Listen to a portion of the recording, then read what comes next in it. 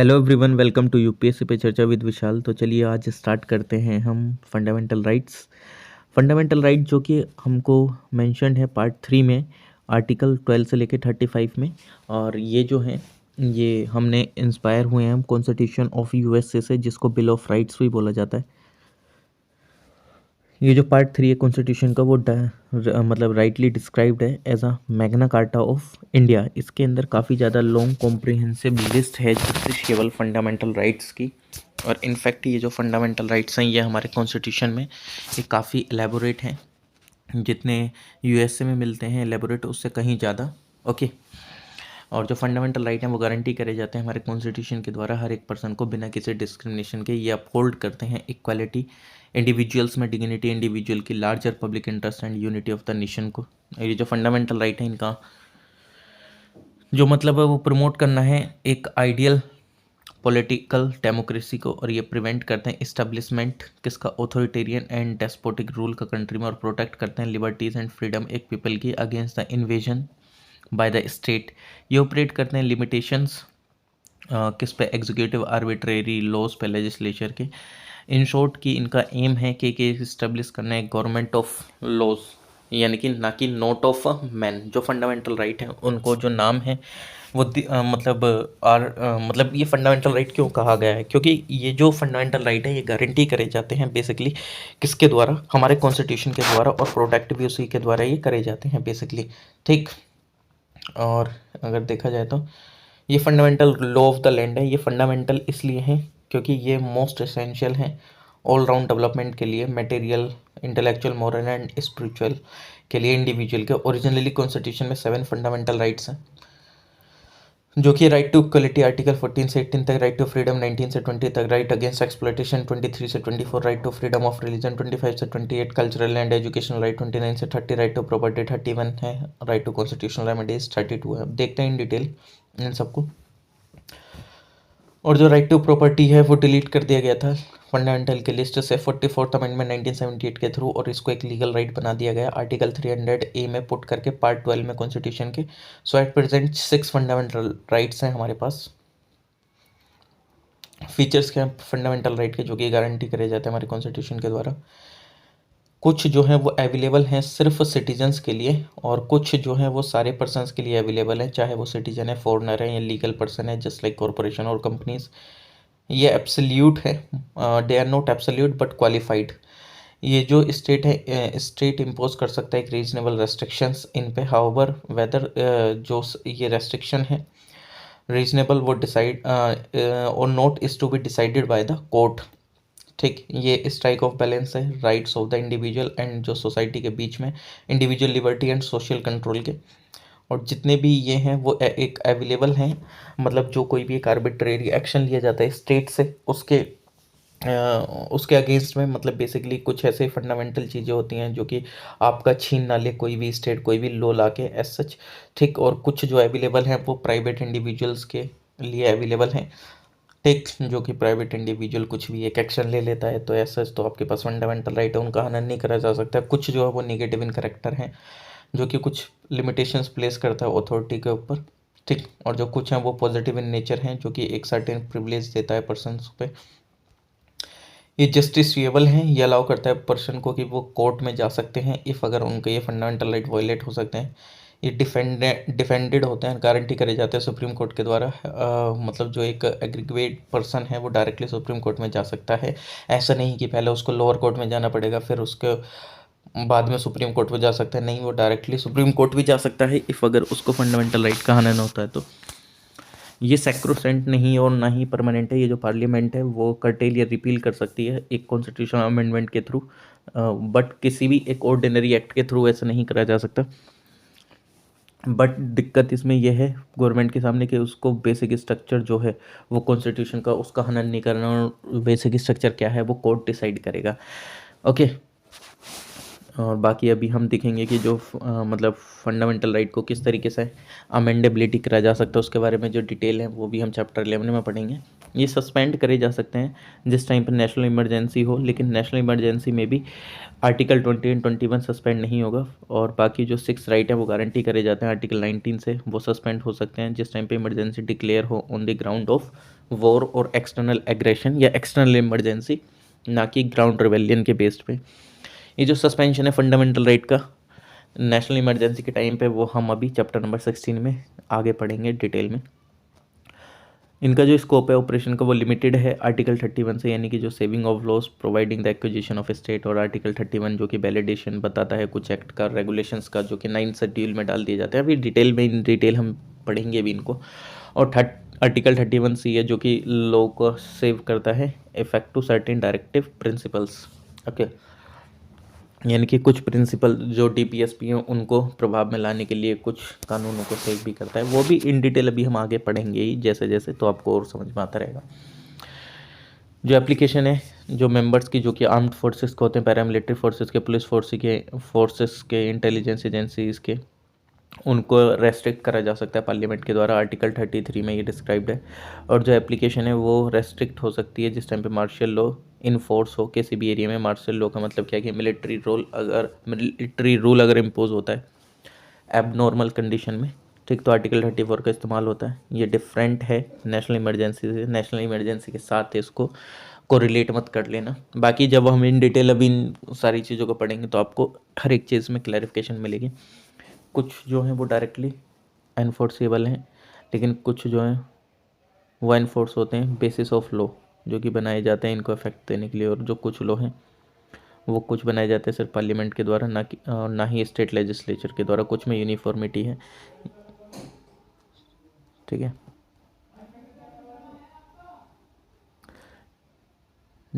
Definition of state, जो state की definition है वो क्या है। ये जो टर्म स्टेट है वो यूज़ करी जाती है डिफरेंट प्रोविजंस में। जिस टाइम पे हम फंडामेंटल राइट पढ़ते हैं तो जो आर्टिकल 12 है वो डिफाइन करता है term for the purpose of part 3, और इसके अकॉर्डिंग जो स्टेट है वो क्या है, यानी कि कोई भी एक गवर्नमेंट हो सकती है, पार्लियामेंट ऑफ इंडिया जो कि एग्जीक्यूटिव एंड लेजिस्लेटिव ऑर्गन है यूनियन गवर्नमेंट का, उसको आप स्टेट बोल सकते हैं। गवर्नमेंट एंड लेजिस्लेचर जो स्टेट्स है, ये जो एग्जीक्यूटिव है एंड जो लेजिस्लेटिव ऑर्गन है स्टेट गवर्नमेंट का, हम उसको स्टेट बोलते हैं। स्टेट का मतलब सिर्फ राज्य नहीं होता है। और जितनी भी लोकल अथॉरिटीज हैं जैसे कि म्यूनसिपैलिटीज़ हो गए, म्यूनसिपैलिटीज़, पंचायत, डिस्ट्रिक्ट, तो जितनी भी लोकल अथॉरिटीज़ हैं जैसे कि ये म्यूनसिपैलिटीज़ है, पंचायत हैं, डिस्ट्रिक्ट बोर्ड इम्प्रूवमेंट ट्रस्ट हैं, ये सारी भी स्टेट कहलाती हैं। और जितनी भी अदर अथॉरिटीज़ है जैसे कि statutory, non statutory authorities, LIC, ONGC, SAIL etcetera, ये भी सारी स्टेट में आते हैं। स्टेट का मतलब सिर्फ राज्य नहीं होता है। स्टेट में ये पूरा एकदम डेफिनेशन है कि किस किस को आप स्टेट बोल सकते हैं। तो जो स्टेट है वो डिफाइंड है एक वाइडर सेंस में, जो कि इंक्लूड करता है सारी एजेंसीज़ को। ये एक एक्शन है उन एजेंसीज़ का जो कि चैलेंज करी जा सकती हैं कोर्ट में इफ़ अगर वो वायलेट करते हैं फंडामेंटल राइट्स का। सुप्रीम कोर्ट के अकॉर्डिंग जो कोई भी प्राइवेट बॉडी है और जो एजेंसी है जो कि वर्क करती है एज एन इंस्ट्रूमेंट, वो स्टेट की डेफिनेशन में आती है अंडर आर्टिकल 12 में। Okay, now we are moving to the another article number 13, जो कि डिक्लेयर करता है कि जितने भी सारे लॉ इनकन्सिस्टेंस है विद और इन डेरोगेशन और any of the fundamental right shall be void, यानी कि जिस हद तक कोई भी एक कानून उस फंडामेंटल राइट को, किसी भी फंडामेंटल राइट को वायलेट करेगा तो उस हद तक वो कानून नल एंड वॉइड हो जाएगा। यानी कि जस्ट लाइक मान लीजिए कि कोई एक आर्टिकल, कोई एक एक्ट बनाया गया है और मान लीजिए कि उसके 4-5 प्रोविज़न फंडामेंटल राइट का हनन कर रहे हैं, वायलेट कर रहे हैं, तो ये जो 4-5 प्रोविज़न है वो नल एंड वॉइड हो जाएंगे। यानी कि जिस हद तक कानून फंडामेंटल राइट का हनन करेगा वो सारे नल एंड वॉइड होंगे। दूसरे शब्दों में बोला जाए तो यानी कि ये एक doctrine of judicial review provide करता है। यानी कि जस्ट लाइक जैसे सुप्रीम कोर्ट के पास आर्टिकल 32 के थ्रू हम जा सकते हैं, हाई कोर्ट के पास 226 के थ्रू जा सकते हैं, जो कि डिक्लेयर कर सकता है किसी भी कानून को unconstitutional on the ground of contravention of any fundamental right. ये जो टर्म है लॉ की आर्टिकल 13 में, वो एक वाइड कोनोटेशन देती है जो कि इंक्लूड करता है, यानी कि कोई भी परमानेंट लॉ इनेक्ट करा गया पार्लियामेंट के द्वारा और स्टेट लेजिस्लेचर के द्वारा, उसको नल एंड वॉइड करार दिया जा सकता है। या कोई भी टेम्प्रेरी लॉ है या ऑर्डिनेंस इशू करा गया है प्रेसिडेंट के द्वारा, स्टेट गवर्नर के द्वारा, ये स्टैट्यूटरी इंस्ट्रूमेंट है in the nature of delegated legislation, executive legislation just like order by law, rule, regulation या नोटिफिकेशन के थ्रू। ये नॉन लेजिस्लेटिव सोर्स है लॉ का जो कि कस्टम और usage have the force of law, यानी कि जितने भी ये सारे कानून हैं उन सबको नल एंड वॉइड आप दे सकते हैं। थस ना ही legislation, not only legislation but any of the above can be challenge, यानी कि जितने भी ये सारे लिखे गए हैं और लेजिस्लेशन तो है ही, उन सबको चैलेंज करा जा सकता है। इफ़ अगर वो फंडामेंटल राइट को चैलेंज करते हैं तो उनको नल एंड वॉइड करार दे दिया जाएगा। और आर्टिकल 13 है वो डिक्लेयर करता है कि जो कॉन्स्टिट्यूशनल अमेंडमेंट है, constitutional amendment is not a law and hence can not be challenge, यानी कि जो कोई भी कॉन्स्टिट्यूशनल अमेंडमेंट करा गया है वो एक लॉ के दायरे में नहीं आता और उसको चैलेंज नहीं करा जा सकता है। ठीक, उसको चैलेंज नहीं करा जा सकता है, इसमें सिर्फ लॉ को ही चैलेंज करा जा सकता है, ये ध्यान रखना। मतलब किसी भी एक कॉन्स्टिट्यूशनल अमेंडमेंट करके कोई चीज़ बदली गई है तो उसको आप चैलेंज नहीं कर सकते आर्टिकल 13 के तहत लॉ में। ठीक है, हालांकि जो सुप्रीम कोर्ट है वो उसने बोला था केशवानंद भारती केस में कि जो कॉन्स्टिट्यूशनल अमेंडमेंट है कैन बी चैलेंज्ड, वो सिर्फ एक ग्राउंड पे चैलेंज हो सकता है इफ़ अगर वो बेसिक स्ट्रक्चर को हनन कर रहा है तो तब उसको वॉइड डिक्लेयर कर दिया जाएगा। ओके, आगे देखते हैं फंडामेंटल राइट एट ग्लांस। वही है, ये अभी एक एक करके देख लेते हैं, सारी चीज़ें तभी बताऊंगा तो आपको अच्छा रहेगा। ठीक, कि मतलब आर्टिकल 29 या 31 32 क्या, जब हम इसको अभी इन डिटेल देख रहे हैं तो वहीं पे बताने में ज़्यादा अच्छा रहेगा ना। फंडामेंटल राइट जो कि मिले हुए हैं सिटीजन्स को और जो फॉरेनर्स को और सिटीजन्स दोनों को। देखो, जो आर्टिकल 15 है वो आपके सिटीजन को मिला हुआ है, लेकिन आर्टिकल 14 जो कि सिटीजन और फॉरेनर दोनों को मिला हुआ है except enemy aliens. Enemy aliens को तो कुछ नहीं मिला हुआ था, यानी कि जिनसे हमारा युद्ध चल रहा है उनको तो नहीं। आर्टिकल 16 हमको मिला हुआ है, लेकिन आर्टिकल 20 दोनों को मिला हुआ है, सिटीजन हो चाहे फॉरेनर हो। प्रोटेक्शन ऑफ सिक्स राइट, यानी कि ये जो आर्टिकल 19 है ये सिटीजन को मिला हुआ है। ठीक, और जो आर्टिकल 21 है वो दोनों को मिला हुआ है, चाहे वो सिटीजन है या फॉरेनर है। ओके, और जो आर्टिकल 21 है वो सिटीजन को मिला हुआ है, और जो आर्टिकल 21A है वो दोनों को है, फॉरेनर और सिटीजन्स। राइट टू माइनॉरिटीज़ वाला जो आर्टिकल 30 है, इन सबको डिटेल में तो जानना ही है, वहाँ पे तो डिटेल जानेंगे। तो ये आर्टिकल 30 जो कि सिर्फ सिटीजन को, और आर्टिकल 22 जो कि डिटेंशन से रिलेटेड है वो फॉरेनर्स को और सिटीजन दोनों को है। आर्टिकल 23 ऐसे ही जो कि ह्यूमन ट्रैफिकिंग से रिलेटेड है कि उनका प्रोहिबिशन होना है, ये दोनों को है। आर्टिकल 24 जो कि दोनों को है, जो कि प्रोहिबिशन करता है एम्प्लॉयमेंट का फैक्ट्रीज में बच्चों का। आर्टिकल 25 जो कि रिलीजन से रिलेटेड है। 26 27, ठीक, और 28 ये फॉरेनर्स और सिटीजन्स दोनों को मिले हुए हैं। ठीक है, तो ये इसका ध्यान रख लेना कि कौन कौन से किसको मिले हुए हैं और कौन से सिर्फ सिटीजन को। तो सिर्फ सिटीजन को अगर देखा जाए तो जो एक्सक्लूसिवली हैं 15, 16, 19, 21 और 30, 15, 16, 19, 21 और 30। चलिए राइट टू इक्वलिटी से स्टार्ट करते हैं, जो कि आर्टिकल 14 से लेकर 18 तक है। सबसे पहले आता है इक्वलिटी बिफोर लॉ और एक होता है equal protection of law. Article 14 बोलता है कि जो स्टेट है वो डिनाई नहीं कर सकता किसी भी पर्सन को इक्वलिटी बिफोर द लॉ या equal protection of the law territory के अंदर। यानी कि ये जो प्रोविज़न है ये बोलता है कि जो राइट्स हैं पर्सन के, चाहे वो सिटीजन है या फॉरेनर है, मोरओवर द जो ये वर्ड है पर्सन वो इंक्लूड करता है लीगल पर्सन।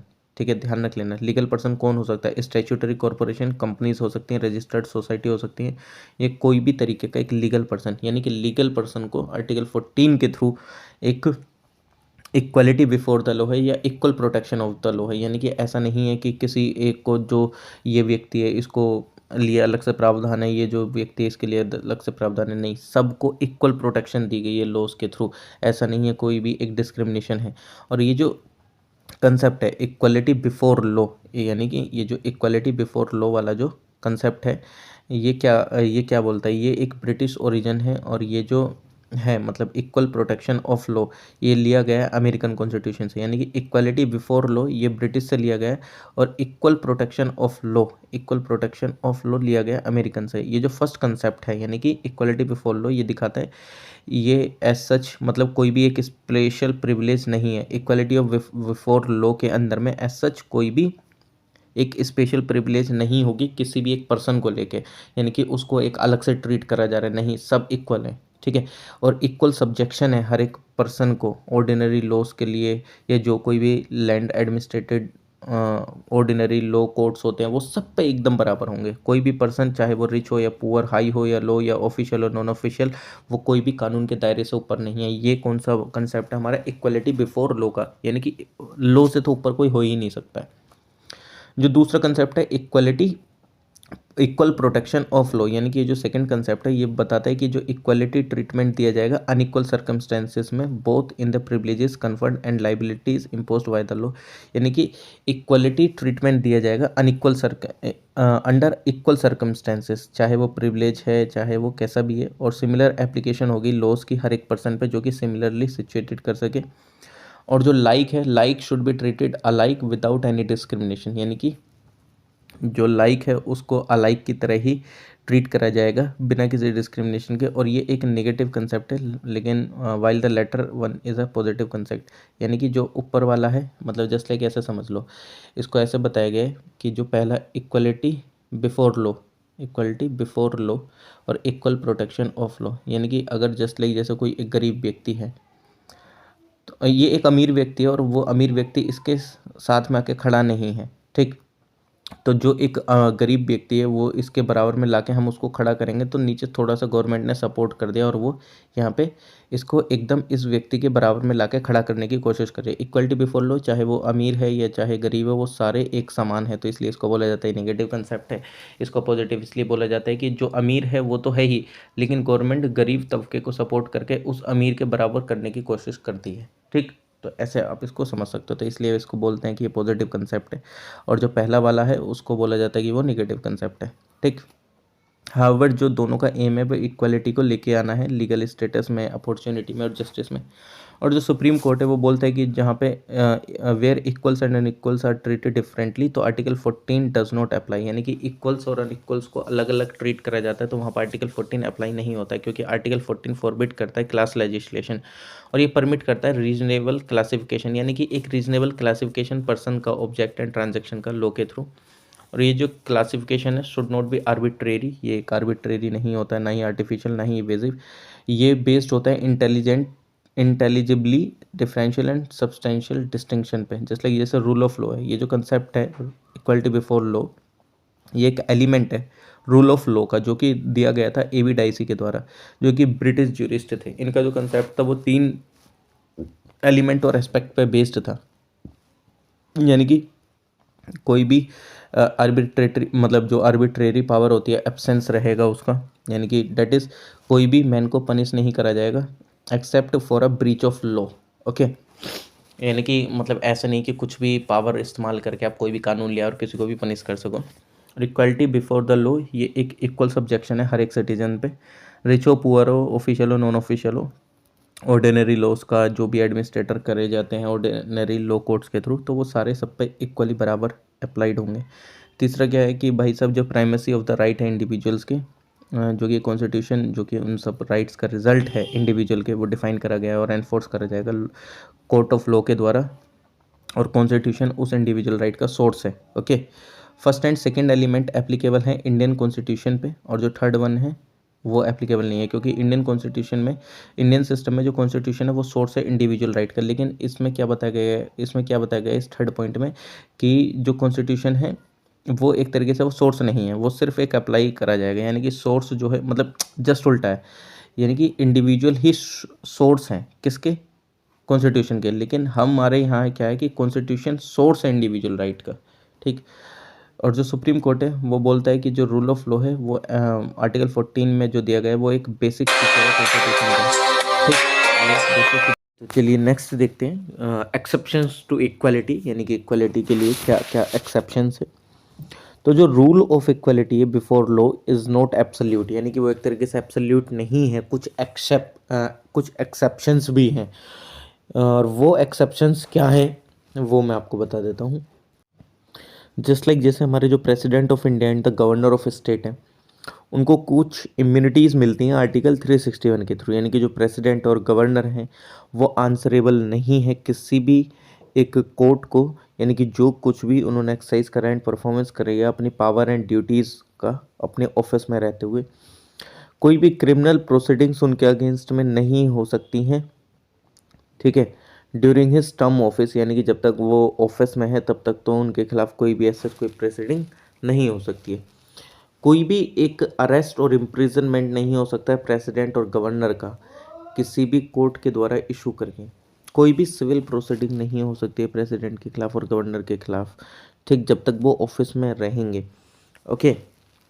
क्या है उन्होंने अपने पर्सनल कैपेसिटी में उन्होंने कुछ ऐसा सच करा भी हो कुछ तो तब भी नहीं होगा, मतलब इन द सेंस कि उन्होंने कभी कुछ ऐसा सच किसी एक क्रिमिनल एक्टिविटीज़ में इंडल्ज हुए पर्सनली पहले, ठीक, तो उस टाइम पे भी उनको एक वो सर्व करा जाएगा नोटिस, यानी कि 2 महीने का नोटिस सर्व करा जाएगा। उसके बाद चीज़ें आगे कैरी फॉरवर्ड होंगी, यानी कि ऐसे नहीं कि आप प्रेसिडेंट और गवर्नर को जाके सीधा ऑफिस में से उठा के बंद कर सकते हैं, ठीक, ये चीज़ नहीं है। तो ये कुछ एक प्रिविलेजेस हैं किसको, प्रेसिडेंट और गवर्नर को, ओके। और कोई भी पर्सन लायबल नहीं है सिविल और क्रिमिनल प्रोसीडिंग्स के किसी भी कोर्ट में, यानी कि खासकर in a newspaper or by radio or television of a substantially true report of any proceeding either house of parliament or either house of the legislature of a state, article 361, यानी कि कोई भी person liable नहीं है court और criminal proceedings के लिए किसी भी कोर्ट में जो कुछ भी उन्होंने सच पब्लिश करा है या कोई एक ट्रू रिपोर्ट जो है वो जस्ट लाइक पार्लियामेंट या विधानसभा विधान परिषद से आई हुई है उसके रिगार्डिंग में, ठीक। कोई भी पार्लियामेंट का मेंबर जस्ट लाइक मतलब उसने अगर कुछ भी वोट दिया है किसी को या कुछ भी उसने भाषण दिया है कहाँ पार्लियामेंट के अंदर में या किसी कमेटी के सामने, तो वह आर्टिकल 105 के थ्रू वो किसी के सामने भी लायबल नहीं है, ओके। कोई भी जो मेंबर लेजिस्लेचर है और कोई भी अगर मेंबर जो है लेजिस्लेचर मतलब का एक मेंबर है स्टेट के लेजिस्लेचर का, तो आर्टिकल 194 के थ्रू उसको कोई भी कोर्ट में मतलब जस्ट लाइक उनने अगर कोई भी वोट दिया है या किसी भी कमेटी के सामने कुछ भी बोला है ऐसे या सदन में कुछ भी बोला है तो उसके लिए वो लायबल नहीं है। आर्टिकल 194 के थ्रू उसको ये एक्सेप्शन है। और आर्टिकल 31C एक एक्सेप्शन है आर्टिकल 14 का, क्योंकि ये प्रोवाइड करता है कि डीपीएसपी को इम्प्लीमेंट करने के लिए क्लोज बी और क्लोज सी का आर्टिकल 39 का उसको मतलब इस बिहाफ पे चेंज नहीं करा जा सकता। मतलब ये ऐसा समझ लो कि अगर आपको स्पेशल प्रिविलेजेस बनाने हैं तो आप स्पेशल प्रिविलेजेस बना सकते हैं किसके लिए, just like women and children वगैरह इन सब के लिए, ओके। इसको इस बिहाफ पे चैलेंज नहीं कर सकते आप कोर्ट में कि वो आर्टिकल 14 का क्या है उल्लंघन कर रहे हैं, वोलेशन कर रहा है। जैसे ही आर्टिकल 31C इन होता है वैसे ही आर्टिकल 40 चला जाता है, ऐसे समझ लो। आर्टिकल 31C का एप्लीकेशन हुआ तो आप आर्टिकल 14 को ले जाके मतलब ये नहीं कह सकते सुप्रीम कोर्ट में कि इसका वॉयलेशन हो रहा है, क्योंकि डीपीएसपी को कुछ को इम्प्लीमेंट करने के लिए जो कि क्लोज बी और सी में है 39 के, तो वो चीज़ें चैलेंज नहीं हो सकती क्योंकि वो एक वल्नरेबल सेक्शन के लिए है। एंड जितने भी फॉरेन रूलर्स होते हैं, एम्बेसडर होते हैं, डिप्लोमेट होते हैं, उन सबको भी क्रिमिनल एंड सिविल प्रोसीडिंग से एक मतलब ऐसे समझ सकते हैं एक इम्यूनिटी मिलती है। इनके ऊपर भी ऐसे कोई कार्रवाई नहीं होती, मतलब जस्ट लाइक जैसे एम्बेसी में आपके एम्बेसडर वगैरह ये सारे लोग होते हैं, है कि नहीं। और जो यूएनए एंड उसकी जो एजेंसीज और जो उसके डिप्लोमेट होते हैं उनको भी इस तरीके के एग्जम्पशंस मिलते हैं, एक इम्यूनिटी मिलती है कि उनके ऊपर भी कोई भी कार्रवाई नहीं होगी। आर्टिकल आर्टिकल 15 बताता है कि ये एक प्रोवाइड करता है क्या कि जो स्टेट है वो डिस्क्रिमिनेट नहीं कर सकता है किसी भी एक सिटीजन को किस बेसिस पे कि उसका रिलीजन क्या है, रेस क्या है, कास्ट क्या है, सेक्स क्या है और प्लेस ऑफ बर्थ क्या है। इसके जो 2 क्रूशियल वर्ड्स हैं इस प्रोविज़न में वो है डिस्क्रिमिनेशन एंड ओनली, यानी कि डिस्क्रिमिनेशन तो आपको करना नहीं है और प्लस ओनली का मतलब ये कि सिर्फ इन 5 के अलावा आप किसी पर करना चाहें कर सकते हैं डिस्क्रिमिनेशन, बट इन 5 के बेसिस पर नहीं कर सकते। जो वर्ड है डिस्क्रिमिनेशन उसका मतलब ये है कि to make an adverse distinction with regard to और डिस्टिंगस अनफेवरेबली फ्रॉम अदर्स, यानी कि आप किसी को एक को फ़ायदा दे रहे हो दूसरे को फ़ायदा नहीं दे रहे हैं सिर्फ इस बेसिस पे। ये जो सिर्फ क्या है रिलीजन, रेस, कास्ट, सेक्स और प्लेस ऑफ बर्थ, इस बेसिस पर आप उनको दूसरे को फ़ायदा नहीं पहुंचा रहे हैं। ये जो वर्ड है ओनली इसका मतलब ये है कि डिस्क्रिमिनेशन जो है अदर ग्राउंड पे इज़ नॉट प्रोहिबिटेड, यानी कि इन 5 ग्राउंड पे पूरी तरीके से प्रोहिबिटेड है डिस्क्रिमिनेशन। इसके अलावा अगर आप करते हैं तो वो ऐसा मतलब प्रोहिबिशन नहीं है क्योंकि ओनली दिया गया है। और जो सेकंड प्रोविज़न आर्टिकल 15 का वो ये बोलता है कि जो कोई भी सिटीजन है वो सब्जेक्ट मतलब shall be subjected to any disability, liability, restriction और condition on ground only of religion, race, caste, sex और प्लेस ऑफ बर्थ, ओके। यानी कि आप इन चीज़ों के ऊपर तो मतलब बेसिकली नहीं कर सकते, रेस्ट्रिक्शन इसमें पूरी है। जस्ट लाइक अगर कोई एक पर्सन जा रहा है एक्सेस मतलब शॉप में जा रहा है, पब्लिक रेस्टोरेंट, होटल्स, पैलेसेस या एंटरटेनमेंट वाली प्लेसेस पे जा रहा है, तो वहाँ पे आप इन लोगों को इस तरीके से डिस्ट्रैक्शन नहीं कर सकते हैं। ओके। और जो यूज़ है वेल्स का, टैंक्स का यूज़ होता है, बाथिंग घाट का, रोड एंड प्लेसेस, ये सब। ये नहीं कि आप इस कास्ट से बिलोंग करते हो तो आप नहीं चलेंगे, है कि नहीं। बट ये सारी चीज़ें एकदम होली या पार्शियली फंडेड होती हैं, किससे, जो कि स्टेट फंड होता है, ये जनरल पब्लिक के लिए बनाई जाती हैं। ठीक, तो ऑब्वियसली बात है, जब ये सरकार के द्वारा बनाई गई हैं तो इस पे तो किसी का फिर कोई प्रावधान ही नहीं है कि आप किसी को इस तरीके से डिस्क्रिमिनेट कर सकें। और ये जो प्रोविजंस है जो कि प्रोहिबिट करते हैं डिस्क्रिमिनेशन को, स्टेट या किसी प्राइवेट इंडिविजुअल्स के द्वारा। ठीक, मतलब ऐसा नहीं है कि सिर्फ ये राज्य के अगेंस्ट में, और राज्य इन द सेंस कि स्टेट का मतलब ये नहीं कि सिर्फ यहाँ पर राज्य ही है। स्टेट का मतलब अलग भी होता है, जो कोई भी बॉडीज़ होती है, म्यूनसिपैलिटीज़, ये सारी चीज़ें, या कोई भी एक प्राइवेट इंडिविजुअल के द्वारा करा गया आपको डिस्क्रिमिनेट, तो आप तब भी आपका ये प्रोहिबिशन है कि तब भी आपको कोई नहीं कर सकता है डिस्क्रिमिनेट।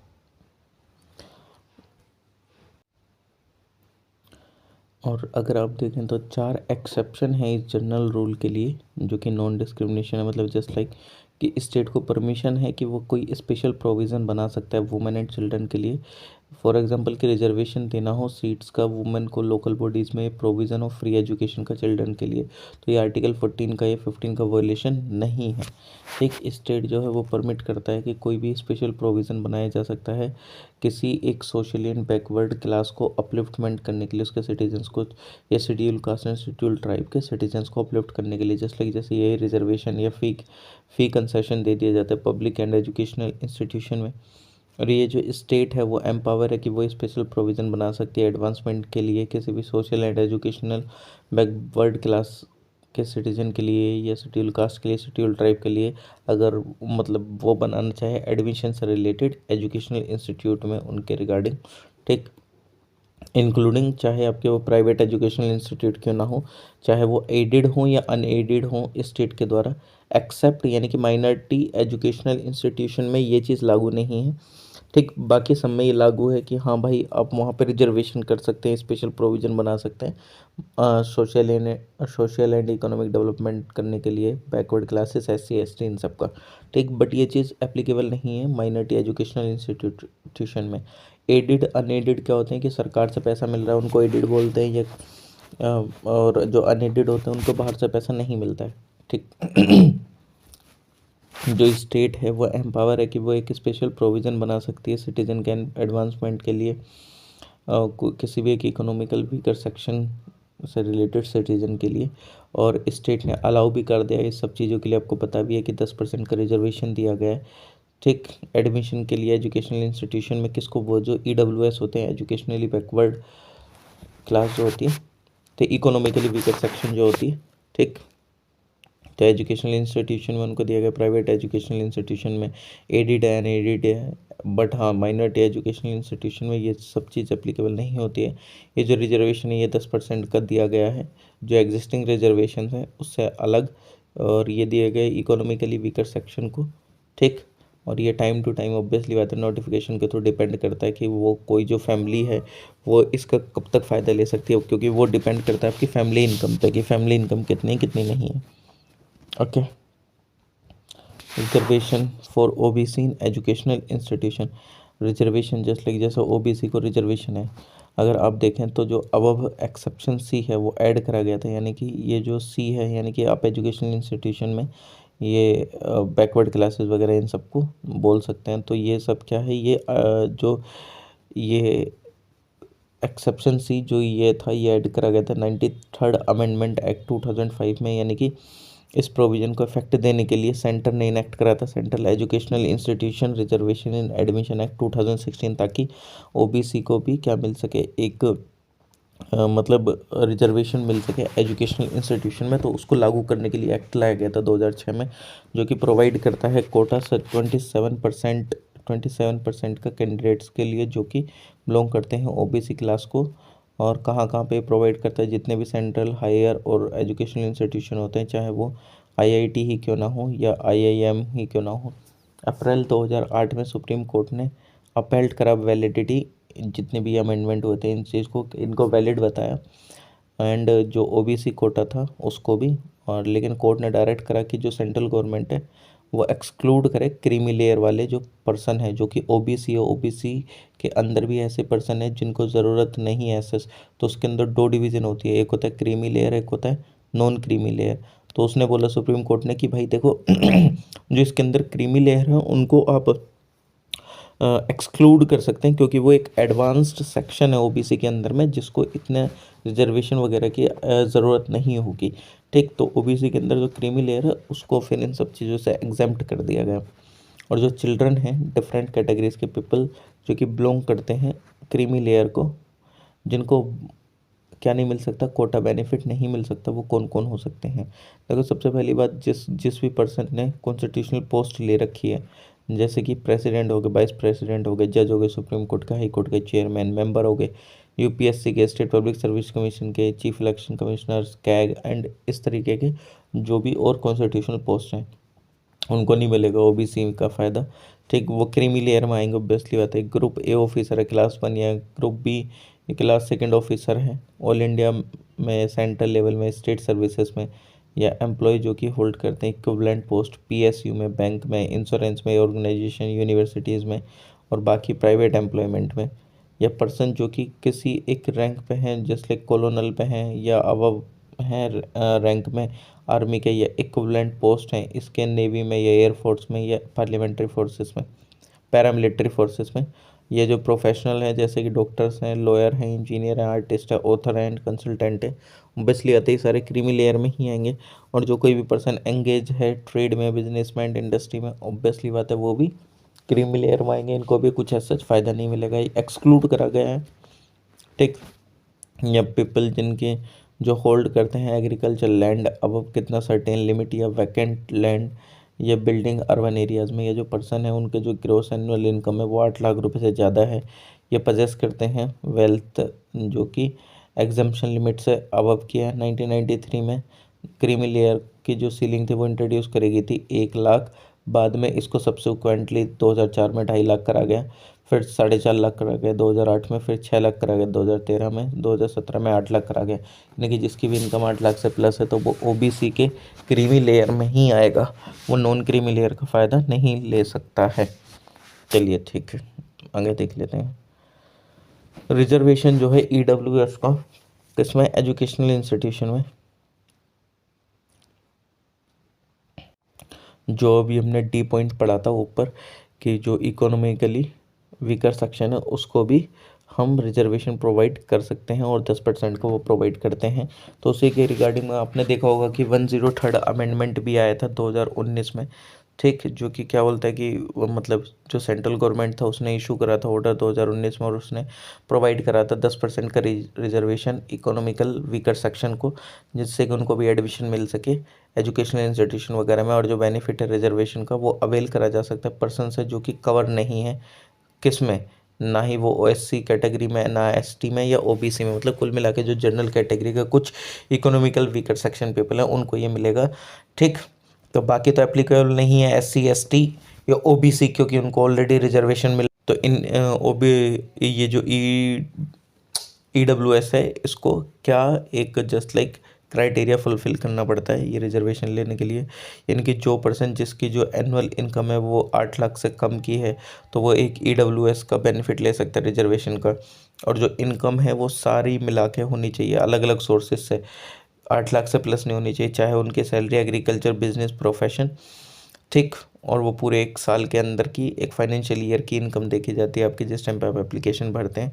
तो जो पर्सन है उसका जो फैमिली है मतलब possesses any one of the following asset, मतलब अगर इनमें से कोई सा भी एक एसेट उनके पास है वो तब भी उनको एक्सक्लूड करा जा सकता है, किससे, ईडब्ल्यूएस का उनको फ़ायदा नहीं मिल सकता है। और वो क्या है कि 5 एकड़ का अगर एग्रीकल्चर लैंड है या उससे ज़्यादा का, ये रेसिडेंशियल फ्लैट है 1000 फीट या उससे ज़्यादा का, ये रेसिडेंशियल प्लॉट है 100 स्क्वायर यार्ड्स है या अब से नोटिफाइड म्यूनसिपैलिटी में, या रेसिडेंशियल प्लॉट है 200 स्क्वायर यार्ड का और इससे अबव का, या अदर देन नोटिफाइड म्यूनसिपैलिटीज़, जितना नोटिफाई करा गया म्यूनसिपैलिटी के द्वारा या उससे ज़्यादा है तो तब भी आप एक्सक्लूडेड हैं, आपको तब भी नहीं मिलेगा ईडब्ल्यूएस का जो रिजर्वेशन मिलना चाहिए।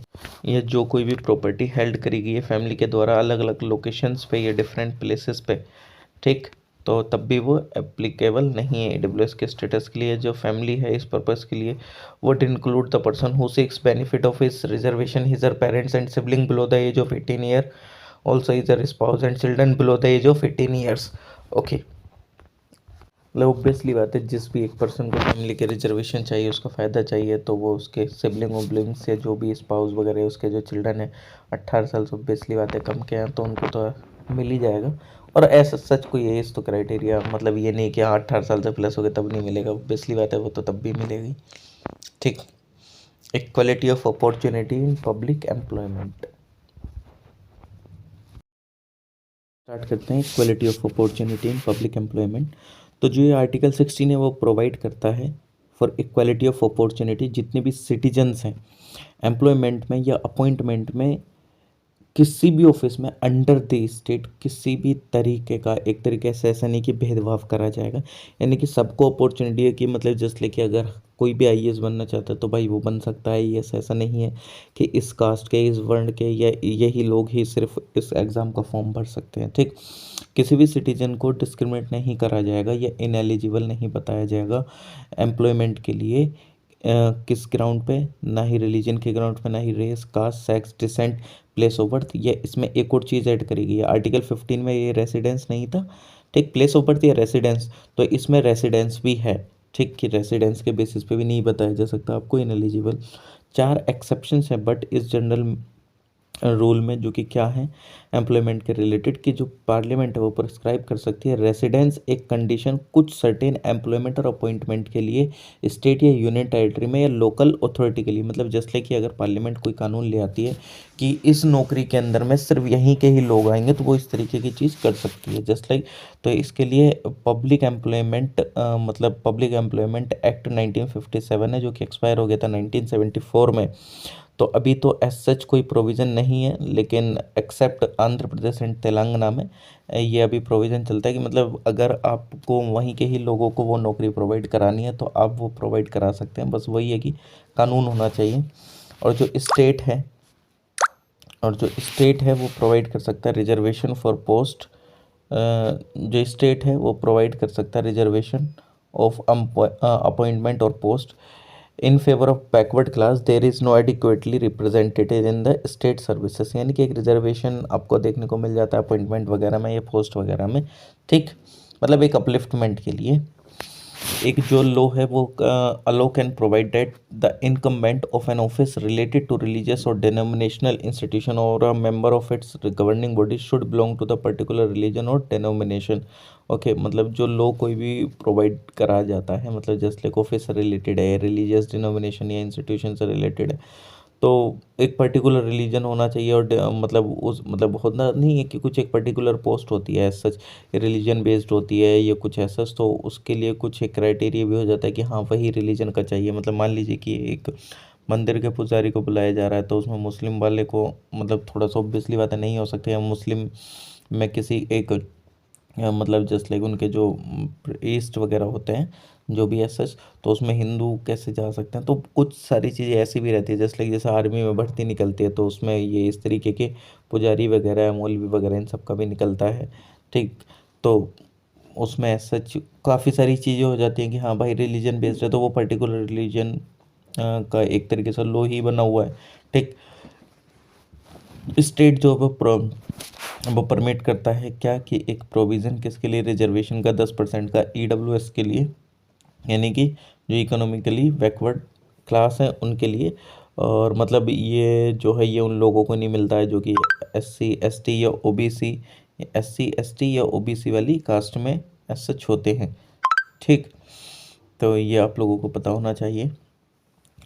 ये जो ईडब्ल्यूएस ये खासकर उनके लिए है, ये जो जनरल पब्लिक है, general public in the sense कि जो जनरल कैटेगरी में जो लोग आते हैं और उनकी इनकम 8 लाख से कम की है और ये जो क्राइटेरिया को फुलफिल करते हैं तो उनको भी वो एक रिजर्वेशन मिल जाता है, ठीक।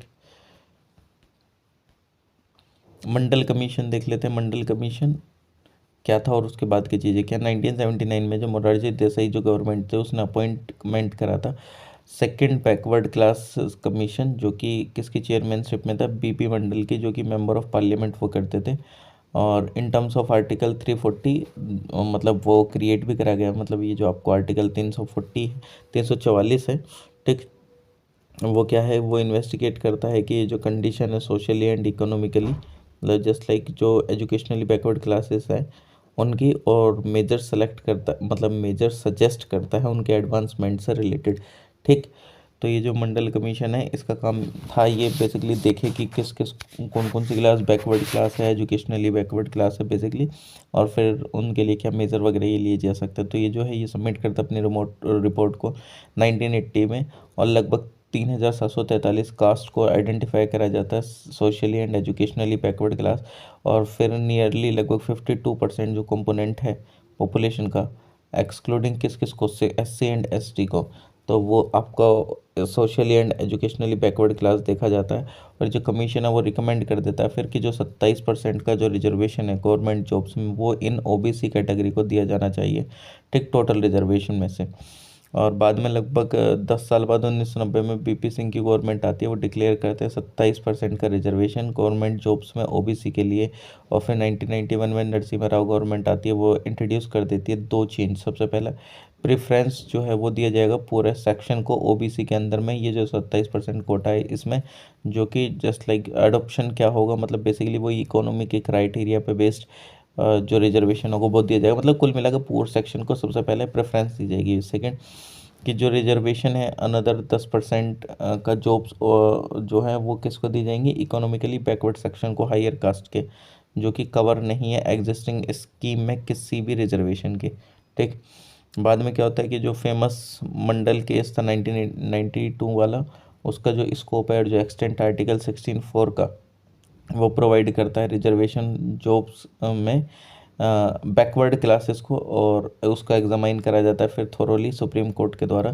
तो जो सुप्रीम कोर्ट है वो रिजेक्ट कर देता है एडिशनल रिजर्वेशन, ये जो 10% का दिया जा रहा था किसको, पुअर सेक्शन को, हायर कास्ट का। मतलब कुल मिला के जो EWS वाली चीज़ थी वो उस टाइम से ही शुरुआत हो गई थी, लेकिन उस टाइम पर जो सुप्रीम कोर्ट था उसने उस चीज़ को मना कर दिया था।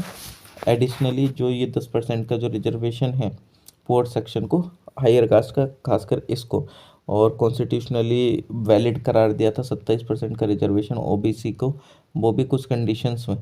जस्ट लाइक जो एडवांस्ड सेक्शन है OBC के अंदर में, खासकर जो क्रीमी लेयर है उसको एक्सक्लूड करा जाएगा इस OBC के रिजर्वेशन से। और जो कोई भी रिजर्वेशन है प्रमोशन में, ये रिजर्वेशन जो कि कन्फाइन है इनिशियल अपॉइंटमेंट से, वही दिया जाएगा। और जो एग्जिस्टिंग रिजर्वेशन है प्रमोशन में वो कंटिन्यू रहेगा लगभग आने वाले 5 सालों तक के लिए ही, ओनली 1997 तक। जो टोटल रिजर्व कोटा है वो एक्सीड नहीं करेगा 50% की लिमिट को, ठीक, एक्स्ट्राऑर्डिनरी सिचुएशंस को छोड़ के।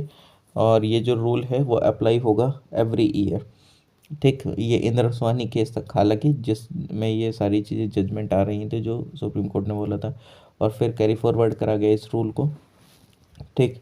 और जो अनफिल्ड वैकेंसीज होती हैं वो वैलिड होंगी, मतलब जस्ट लाइक कि इस साल नहीं भरी गई फिर अगले साल, मतलब जस्ट लाइक उनको ऐड ऑन करके फिर दोबारा वैकेंसीज निकाल दी जाएंगी, बट वो 50% के रूल को वायलेट नहीं करा होना चाहिए। मतलब 10 वैकेंसीज इस बार खाली रहेगी तो उनको ऐड ऑन कर दिया जाएगा अगले साल 10। और मतलब मान लीजिए कि हर साल 40 निकल रही थी लेकिन इस साल 10 नहीं भरी गई हैं, ठीक, 40 अब की बार और निकलेंगी तो 40 और 10 कितना हो जाएगा, 50 हो जाएगा। बट यह है कि जो रिजर्वेशन आप कर रहे हैं वो 50% की कोटा को नहीं वायलेट करना चाहिए। एक परमानेंट स्टैट्यूटरी बॉडी इस्टेब्लिश होनी चाहिए एग्जामाइन करने के लिए कंप्लेन वगैरह या over inclusion and under inclusion OBC की लिस्ट में। तो ये उस टाइम पे सुप्रीम कोर्ट ने बोला था, और बाद में आपको पता भी है कि इस तरीके के आए भी हैं commission. With regard to above rulings, यानी कि जितनी भी रूलिंग्स हमने अभी पढ़ी सुप्रीम कोर्ट की, तो गवर्नमेंट ने कुछ एक्शन लिए, जस्ट लाइक जैसे रामनंदन कमीशन था वो अपॉइंट करा गया था आइडेंटिफाई करने के लिए क्रीमी लेयर को OBC के अंदर में। उसने अपनी रिपोर्ट को 1993 में सबमिट करा था और उसको एक्सेप्ट भी कर लिया गया था। नेशनल कमीशन बनाया गया था बैकवर्ड क्लासेस के लिए, अगर देखेंगे, जो कि इस्टेब्लिश हुआ था 1993 में एक्ट ऑफ पार्लियामेंट के थ्रू। ये इसका काम क्या था, ये एग्जामाइन करेगा कंप्लेंट जो कि अंडर इंक्लूजन या ओवर इंक्लूजन या नॉन इंक्लूजन से रिलेटेड है, यानी कि आपको इंक्लूड ही नहीं कर रहा है किसी कास्ट को या बाहर ही फेंक दे रहा है उस कास्ट को इंक्लूड करने, वो सारी चीज़ें ये देखेगा, ठीक। और बाद में 102 अमेंडमेंट एक्ट आया गया 2018 में, और एक कॉन्स्टिट्यूशनल स्टेटस दे दिया गया इस कमीशन को, और इसका जो एक फंक्शन था इसको भी, इस दायरे को बढ़ा दिया गया। और ये जो अमेंडमेंट था इसने एक आर्टिकल भी एड ऑन करवा दिया, कौन सा आर्टिकल 338 बी, यानी कि ये जो अब मतलब ये जो एक स्टैट्यूटरी था, अभी इसको एक कॉन्स्टिट्यूशनल बैकअप मिल गया। अभी ये क्या बन गया है, national commission for backward class ये बन चुका है। बाकी अगर आप देखेंगे तो in order to nullify the ruling with regard to reservation in promotion, तो एक 77th एक अमेंडमेंट एक्ट है जो कि इनेक्ट हुआ था 1995 में। इसने क्या करा, एक न्यू प्रोविज़न एड ऑन करा आर्टिकल 16 में, जो कि एम्पावर करता है स्टेट को प्रोवाइड करने के लिए रिजर्वेशन प्रमोशन में किसी भी सर्विसेज में जो भी स्टेट के अंदर में है, S C and S Ts को, जो कि एडिक्वेटली रिप्रेजेंट नहीं है अगर स्टेट सर्विसेज में, तो उनको वो प्रमोशन में रिजर्वेशन देके एज सच एम्पावर कर सकता है। बाद में 85th अमेंडमेंट एक्ट आया 2001, जो कि प्रोवाइड करता है रिजर्वेशन कॉन्सिक्वेंशियल सीनियरिटी के बेस पे इन केस ऑफ प्रमोशन, यानी कि प्रमोशन के बेस पे, ठीक, ना कि by virtue of rule of reservation, यानी कि रिजर्वेशन के बेस पे ना हो के सीनियरिटी के बेस पर रिजर्वेशन हो गवर्नमेंट सर्वेंट को, जो कि खासकर बिलोंग करते हैं S C and S T को, ठीक। और ये रेट्रोस्पेक्टिव इफेक्ट के थ्रू वैलिड हुआ 1995 से, यानी कि 1995 से ये लागू हो गया। फिर मतलब लाया गया ये 2001 में, मतलब जस्ट लाइक मान लीजिए कि 10% का टैक्स लगना है, लेकिन बोल दिया गया ये 2020 से लगेगा। तो इसका मतलब क्या है कि जितनी भी ऑलरेडी पहले 2020 की चीज़ें भी चल रही हैं, अब उन पे भी 10% का ही टैक्स लगेगा, ऐसा समझ लो। तो सेम यहाँ पे 1995 से जितने भी अभी चीज़ें हुई हैं सीनियरिटी के बेसिस पे अब आगे कैरी फॉरवर्ड होंगे, ठीक। जो रूलिंग था विद रिगार्ड टू ये जो बैकलॉग वैकेंसीज थी उनको नलिफाइड कर दिया गया है 81st अमेंडमेंट एक्ट 2000 में। इसने एक न्यू प्रोविज़न ऐड करा आर्टिकल 16 में, जो कि एम्पावर करता है स्टेट को कि वो कंसिडर कर सकता है जो कि अनफिल्ड रिजर्व वैकेंसी है एक ईयर में as a separate class vacancies, जो कि फिल हो जाएंगी अगले सक्सीडिंग ईयर में। और ये जो क्लास की जो वैकेंसीज हैं वो कंबाइन नहीं करी जाएंगी उस साल के जो वैकेंसीज निकलेंगी उसके साथ, ठीक। मतलब 50% के रिजर्वेशन को तय करने के लिए ज़रूरी नहीं है कि अगर पिछले साल की वैकेंसी भरी नहीं है तो इस साल की जो वैकेंसी निकलेंगी तो उसको उसमें मिला के फिर 50% तय करा जाएगा। नहीं, इस साल की 50% से ज़्यादा नहीं होनी चाहिए, भले से पिछले साल कितनी भी वैकेंसीज रह गई हों तो वो इस साल फिल हो जाएंगी, लेकिन उसको 50% काउंट करने में एज सच नहीं यूज़ करा जाना चाहिए एक तरीके से, ठीक। इन ब्रीफ की इसने जो एंड कर दिया था कि जो 50% का सीलिंग रिजर्वेशन था बैकलॉग वैकेंसीज पे, ऐसा समझ लो। 76 अमेंडमेंट एक्ट आया 1994 में, उसने प्लेस करा तमिलनाडु रिजर्वेशन एक्ट 1994 9 शेड्यूल के अंदर, जो कि प्रोटेक्ट कर दिया था इसको जुडिशियल रिव्यू से। क्या होता था कि 9 शेड्यूल के अंदर में कोई भी एक लॉ डाल दो तो उसका जुडिशियल रिव्यू हो ही नहीं सकता था, ठीक। और ये लगभग 69% रिजर्वेशन प्रोवाइड कर रहा था, जो कि एक्सीड कर रहा था 50% की जो सीलिंग लिमिट थी इंदिरा स्वामी केस में। अब उन्होंने क्या करा, इस तमिलनाडु वाले एक्ट को 9th शेड्यूल में डाल दिया। और आपको पता है जब तक IR कोहिलो केस नहीं आया था तब तक मतलब अगर कोई भी इसके अंदर में आर्टिकल या कोई भी कानून चला गया तो उसका जुडिशियल रिव्यू नहीं हो सकता था। हालांकि ये बाद में चीज़ें सही हुई, वो अभी जब हम पढ़ेंगे IR कोहिलो केस तो तब हम आपको बता देंगे, ठीक। रिजर्वेशन EWS का पब्लिक एम्प्लॉयमेंट में, तो ये जो एक्सेप्शन है अबव एक्सेप्शन डी जो कि ऐड करा गया था 103 अमेंडमेंट एक्ट 2019 में, ये अफेक्ट करता है, यानी कि मतलब जस्ट लाइक 2019 में ऑर्डर लेकर आए 10% का रिजर्वेशन दिया गया EWS को सिविल पोस्ट एंड सर्विसेज में गवर्नमेंट ऑफ इंडिया में। तो अब आप बोलेंगे सर 50% ऑलरेडी रिजर्वेशन मिल रहा था, 10% ये आ गया तो 60% की लिमिट को टैकल आउट कर रहा है, मतलब जस्ट लाइक कि ये ओवर लिमिट हो रहा है। बट ओवर लिमिट हो रहा है तो इसके अंदर में एक चीज़ है, उन्होंने बोला कि हमने ये जो रिजर्वेशन है ये इकोनॉमिकली क्राइटेरिया पे प्रोवाइड कराया है, और जो प्रीवियस जो रिजर्वेशन था वो था सोशली एंड एजुकेशनली बैकवर्डनेस पे, तो इसलिए ये 50% की लिमिट को क्रॉस नहीं करता है, जो एक तर्क दिया जाता है, ठीक। मतलब कुल मिला के ये जो है वो इकोनॉमिकली पे है, और जो प्रीवियस जो 50% वाला जो रिजर्वेशन था यानी कि कुल मिला के SC ST OBC को मिला के उसके अंदर में क्या है कि वो आपका सोशली एंड एजुकेशनली बैकवर्डनेस पर, ये इकोनॉमिकली बैकवर्डनेस पे है, ठीक। और इसमें बताया गया कि जितने भी ये साइंटिफिक एंड टेक्निकल पोस्ट हैं वो सारी चीज़ों को भी मतलब जस्ट लाइक इंक्लूड कर लिया गया। बट इसके अंदर कुछ चीज़ें हैं जो कि एग्जम्प्ट करी गई हैं from the purview of this reservation, यानी कि जो इस रिजर्वेशन के अंदर में नहीं है AWS के, वो पोस्ट है should be in grades above the lower grade in group A of the services concern. They should be classified as a scientific और technical in terms of cabinet secretariat order 1961, according to which कि जितने भी scientific and technical post हैं उसके लिए कुछ qualification चाहिए, natural sciences में, एग्जैक्ट साइंसेज में, अप्लाइड साइंसेज में, टेक्नोलॉजी में, और प्रेस्क्राइब्ड। तो मतलब वही है कि अगर सरकार ने बोल दिया कि जस्ट लाइक कुछ एक स्पेशल जॉब्स वगैरह होती हैं, ठीक, जिनके लिए एक स्पेशल क्राइटेरिया ये सारी चीज़ें हैं, तो उसमें अगर नहीं एप्लीकेबल होती हैं काफ़ी सारी चीज़ें, ठीक। और ये जो पोस्ट है वो should be for conducting research और for organising, guiding and directing research, ठीक।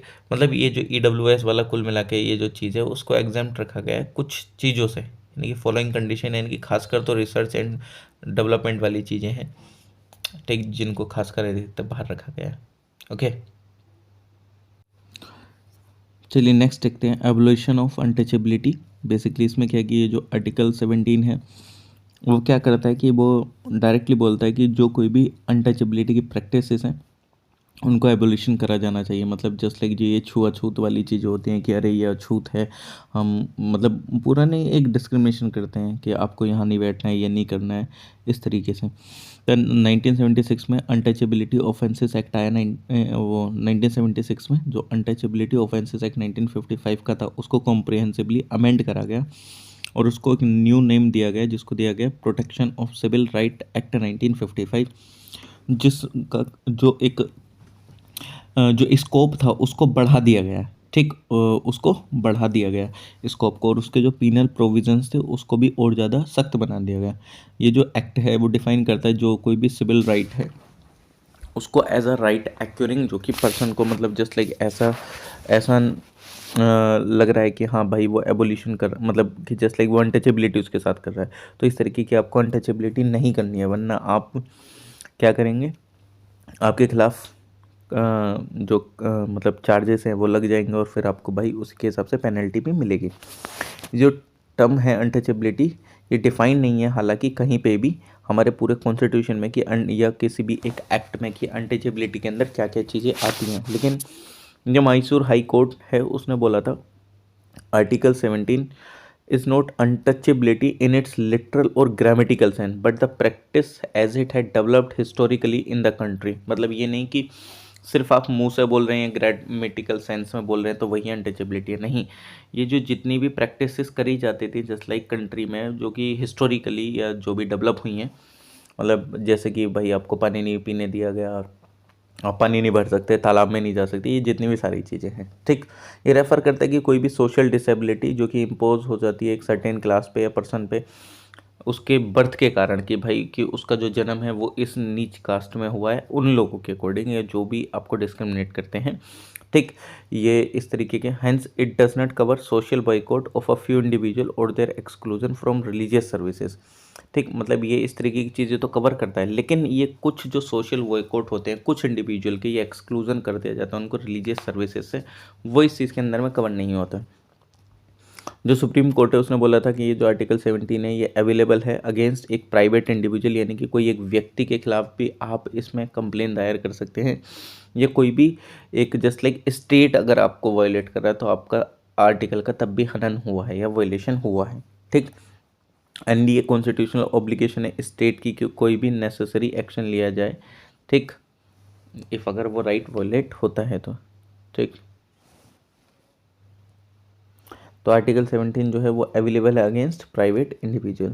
एवोल्यूशन ऑफ टाइटल, यानी कि आर्टिकल 18 जो है वो एवोल्यूशन करता है टाइटल का, जो कि 4 प्रोविज़न है इसके अंदर में, जस्ट लाइक ये प्रोहिबिट करता है स्टेट को कि मतलब जस्ट लाइक कोई भी एक टाइटल वगैरह लगा लेते हैं, बट इसमें कुछ एग्जाम्पशन है कि जो कोई भी मिलिट्री पोजीशन होती है, एकेडमिक डिस्ट्रिक्शन है, ठीक, एकेडमिक जस्ट लाइक डॉक्टर लगा लिया, इंजीनियर लगा लिया, काफ़ी सारी चीज़ें हो जाती हैं, तो उसमें सच नहीं है कि हाँ भाई आप नहीं लगा सकते। हालांकि इसमें कोई एक मतलब पीनल प्रोविज़न नहीं है कि आपको दंड दिया जाएगा अगर आप कोई भी टाइटल यूज़ करते हैं तो, बट हाँ बोला जाता है कि हाँ आप प्रोहिबिट करा जाता है, ठीक, कि आप टाइटल ना लगाइए, बट कुछ एक्सेप्शन हैं।